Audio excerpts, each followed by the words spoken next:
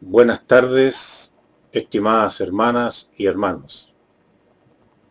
Les saludo en esta exhortación de este día. La he grabado para que también los hermanos que se conectan por WhatsApp puedan verla. Y debido a los acontecimientos que están sucediendo en nuestro país por el día de elecciones. He titulado esta exhortación con el título de La sociedad corrupta que condenó a nuestro Señor Jesucristo. Para ello, primeramente, tendremos como texto base Mateo capítulo 26 a partir del versículo 57. Lo leeré. Los que prendieron a Jesús le llevaron al sumo sacerdote Caifás, a donde estaban reunidos los escribas y los ancianos. Mas Pedro les seguía de lejos hasta el patio del sumo sacerdote. Y entrando se sentó con los alguaciles para ver el fin. Y los principales sacerdotes y los ancianos y todo el concilio buscaban falso testimonio contra Jesús para entregarle a la muerte. Y no lo hallaron, aunque muchos testigos falsos se presentaban. Pero al fin vinieron 2 testigos falsos, que dijeron: Este dijo, puedo derribar el templo de Dios y en 3 días reedificarlo. Y levantándose el sumo sacerdote le dijo: ¿No respondes nada? ¿Qué testifican estos contra ti? Mas Jesús callaba. Entonces el sumo sacerdote le dijo: Te conjuro por el Dios viviente que nos digas si eres tú el Cristo, el Hijo de Dios. Jesús le dijo: Tú lo has dicho, y además os digo que desde ahora veréis al Hijo del Hombre sentado a la diestra del poder de Dios, y viniendo en las nubes del cielo. Entonces el sumo sacerdote rasgó sus vestiduras diciendo: ¡Ha blasfemado! ¿Qué más necesidad tenemos de testigos? He aquí ahora mismo habéis oído su blasfemia. ¿Qué os parece? Y respondieron ellos, dijeron: es reo de muerte.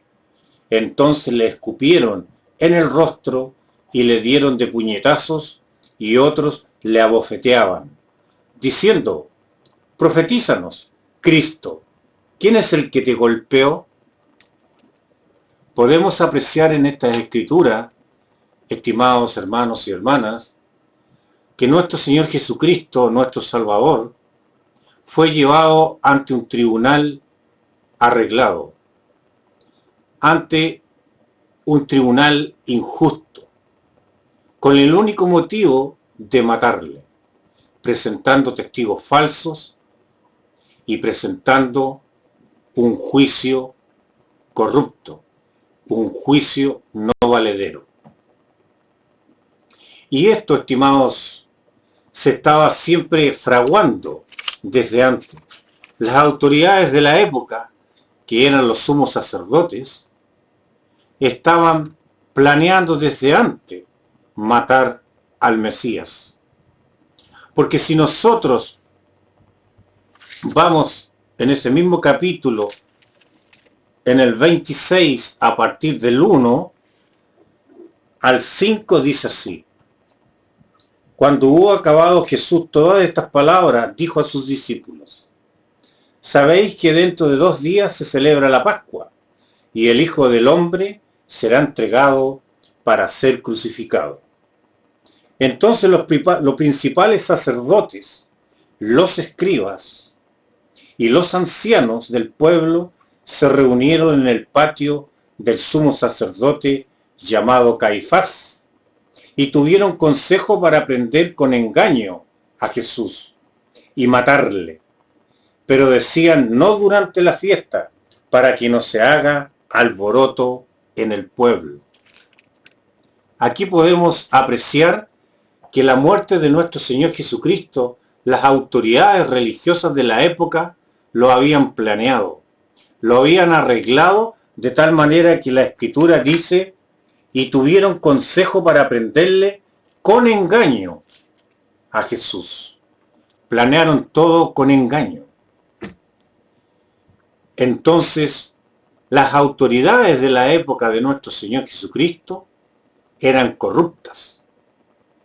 Podemos apreciar que el mismo Herodes, el Grande, al cual se magnificaba en esa época por haber construido el templo, donde se enorgullecían los judíos, pero él era un gobernante corrupto y asesino. ¿Por qué razón? Porque él, cuando fue nombrado por el Imperio Romano rey,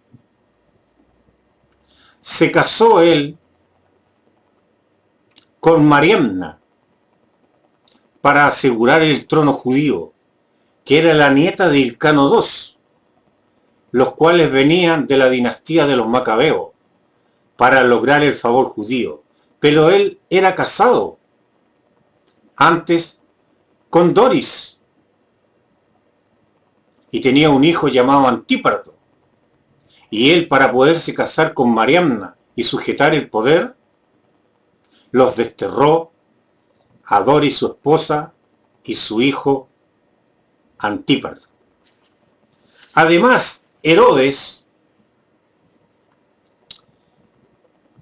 era una persona sedienta de poder, porque después, más adelante, mandó a matar a Mariamna, también su esposa, y a varios miembros de su familia. Y tenemos antecedentes por las Escrituras que él ordenó también la matanza de los niños. Entonces, toda la dinastía que venía después de los Herodes eran todos sedientos de poder, corruptos entre ellos. Los sumos sacerdotes de la época, el que primero estaba era Anás, todos eran saduceos de la casta aristocrática de Israel. Ningún sumo sacerdote era fariseo ni miembro algo cercano a lo más normal de las personas. Todos eran saduceos de la casta aristocrática de Israel. Primero fue Anás, sumo sacerdote. Después quedó como sumo sacerdote Caifás. Y Caifás era yerno de Anás. Por consiguiente, existía entre ellos también un cierto privilegio de parientes, de estar cercano. Era una casta sacerdotal la que estaba en los tiempos de Jesús. Entonces Jerusalén en los tiempos de nuestro Señor no era la ciudad que a veces nosotros pensamos la ciudad de la fe, sino que era una ciudad que vivía a costa de la fe. Había tráfico de ganado. El tráfico de ganado era porque tenían que hacerse los sacrificios en el mismo templo y las personas debían comprar ya sea un corderito, una ovejita, y tenían que comprarlo a ciertos comerciantes, los cuales también daban un porcentaje al sumo sacerdote y a la casta sacerdotal. Había ventas afuera del templo, puestos de venta. Ustedes saben que cuando Jesús dijo: mi casa es casa de oración y la habéis convertido en cueva de ladrones, porque había venta, puestos de cambio de moneda, porque surgía la moneda romana, la moneda griega, y ahí se hacía el cambio a monedas judías. Y de todo eso, un porcentaje se iba al templo donde se enriquecían los sumos sacerdotes. También existía una casta sacerdotal con privilegios por los impuestos del templo, castas acomodadas sacerdotales, prósperas, y estas castas acomodadas y prósperas, injustas, oficiaban de embajadores de Dios.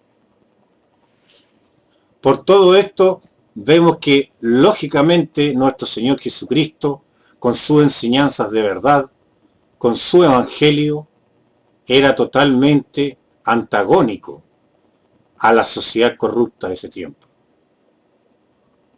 Podemos verlo en lo que habíamos leído, que arreglaron un juicio para poder matarle. ¿Qué nos enseña primeramente el juicio de nuestro Señor Jesucristo? Nos enseña que la justicia para él terrenal no hubo. Fue injusta. Nos enseña que todo fue arreglado para matarle. Y también nos enseña, acá podemos apreciar, que ellos le abofetearon y le pegaron burlándose ahí en el tribunal.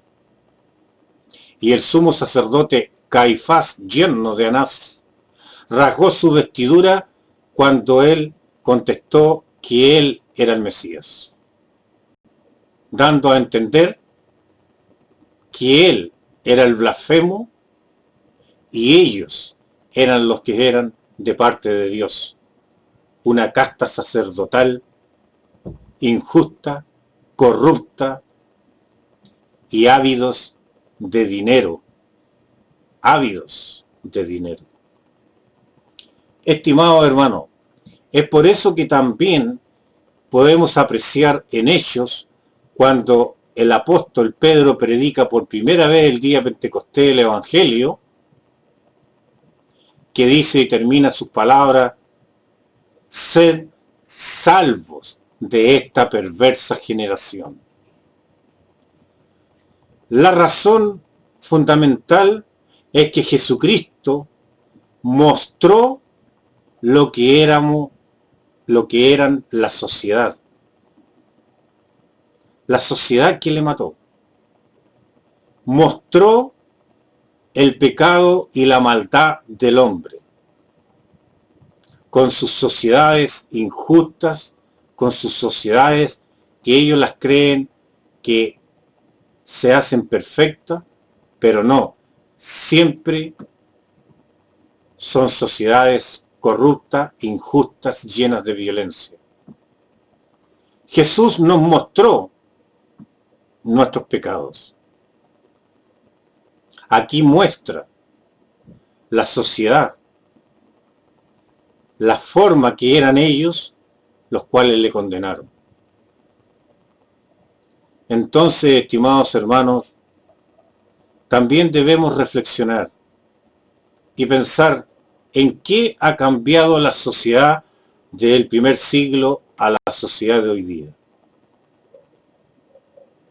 Al parecer que las palabras de Pedro de Pentecostés, cuando dice ser salvos de esta perversa generación, resuenan muy vigente hasta el día de hoy. Porque si tú observas alrededor, es muy poco lo que ha cambiado. Es como una obra teatral que solamente ha cambiado el escenario.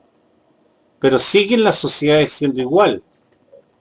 Injustas, violentas, privilegios, otros no privilegios.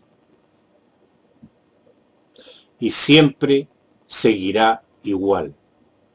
Es por eso que nuestro Señor Jesucristo, lo primero que nos invita e invita a cualquiera a salir